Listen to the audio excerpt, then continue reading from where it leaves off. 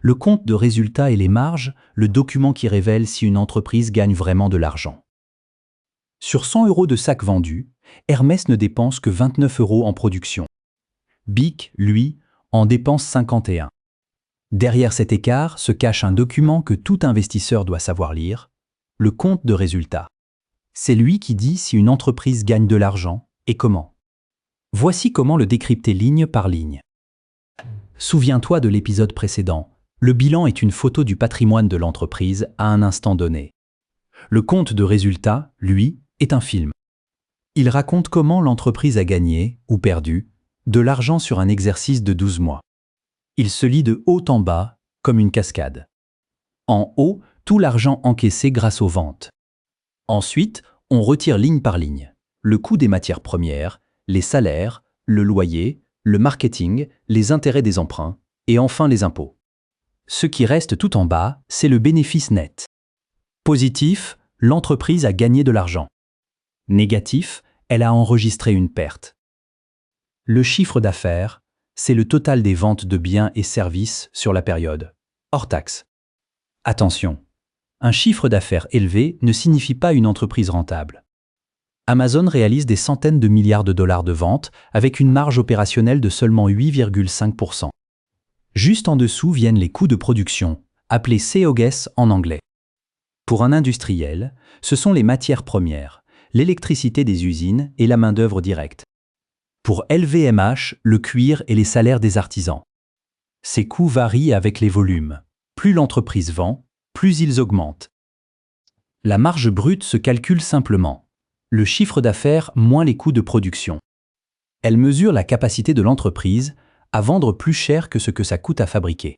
Exprimé en pourcentage du chiffre d'affaires, c'est le premier filtre de qualité. Une marge brute élevée signale un fort pouvoir de prix ou un avantage de coût structurel. Exemple, Hermès affiche une marge brute de 71%. Sur 100 € de sacs vendus, la production ne coûte que 29 €. LVMH atteint 66%, BIC 49%. Ces écarts reflètent des modèles économiques différents, le luxe artisanal face à l'industrie de masse. Après la marge brute, l'entreprise déduit ses charges d'exploitation. Ces coûts ne sont pas liés directement à la production, mais ils sont indispensables au fonctionnement global. 3 grandes familles. La recherche et développement, les frais de vente et de marketing, et les frais administratifs plus les amortissements. Contrairement aux coûts de production, ces charges varient peu avec les volumes vendus. C'est là que jouent les économies d'échelle. Quand les ventes progressent et que ces charges restent stables, la rentabilité grimpe mécaniquement. C'est pourquoi, pour les géants du logiciel, une fois le programme développé, vendre une copie supplémentaire ne coûte presque rien.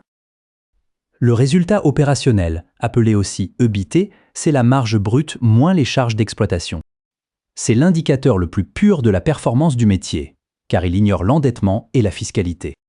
Exprimé en pourcentage du chiffre d'affaires, il donne la marge opérationnelle, qui mesure la capacité des dirigeants à maîtriser les coûts. Les chiffres parlent. Hermès affiche 41%, LVMH 22% et le CAC 40 dans son ensemble autour de 12% en moyenne. Une marge opérationnelle stable ou en hausse sur plusieurs années signale une entreprise bien gérée, souvent dotée d'un avantage compétitif durable. Attention, les marges ne se comparent jamais brutalement entre secteurs.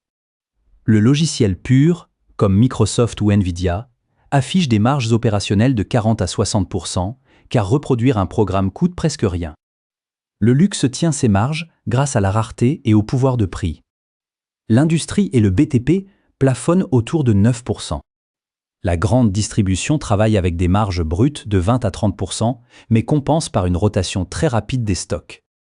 Ce qui compte, ce n'est pas le niveau absolu de la marge, mais sa position au sein de son secteur et sa stabilité dans le temps. Sous le résultat opérationnel, on trouve le résultat financier, les intérêts payés sur les emprunts, moins les intérêts perçus sur la trésorerie. Une entreprise très endettée voit sa rentabilité rognée.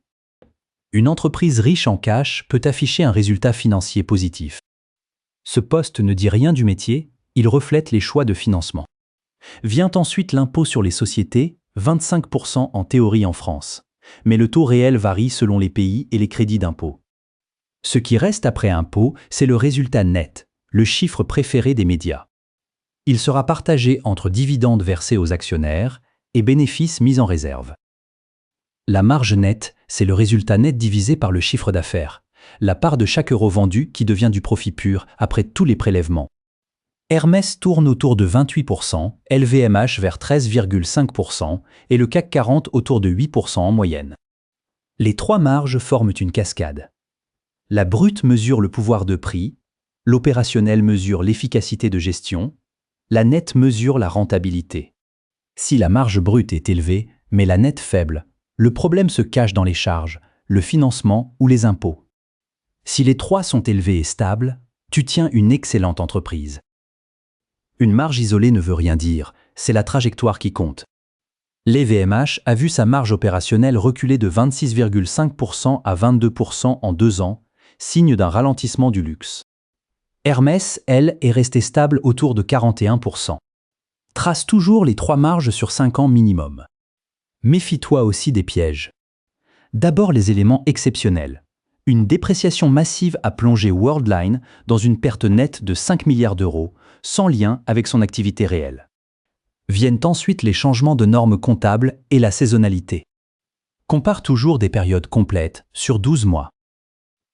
Pour comparer deux entreprises, suis une méthode simple. D'abord, vérifie qu'elles sont comparables. LVMH et Hermès, oui. LVMH et Total Energy, non. Ensuite, compare les marges brutes. Qui a le meilleur pouvoir de prix? Puis les marges opérationnelles. Qui gère le mieux ses coûts fixes? Puis les marges nettes. Qui convertit le mieux ses ventes en profit? Enfin, regarde l'évolution sur 3 à 5 ans. Une marge qui décline, même élevée, est un signal d'alerte. Pose-toi aussi une dernière question. L'écart entre marge opérationnelle et marge nette est-il anormal? Cela révèle souvent un endettement excessif ou une fiscalité atypique. Retiens 3 choses. 1. Le compte de résultat se lit comme une cascade, du chiffre d'affaires en haut jusqu'au résultat net en bas, en retirant les coûts, les charges, les intérêts et les impôts. 2. 3 marges à surveiller, la brute pour le pouvoir de prix, l'opérationnel pour la qualité de gestion, la nette pour la rentabilité finale. 3. Ne compare jamais 2 secteurs entre eux et regarde toujours la trajectoire sur 5 ans, car une marge qui glisse est un signal d'alerte. Tu sais désormais lire ce document mieux que la plupart des épargnants. Pour aller plus loin, l'épisode entier est en description. Et si ce format t'a plu, abonne-toi à Nova Bourse pour ne rien rater de la suite.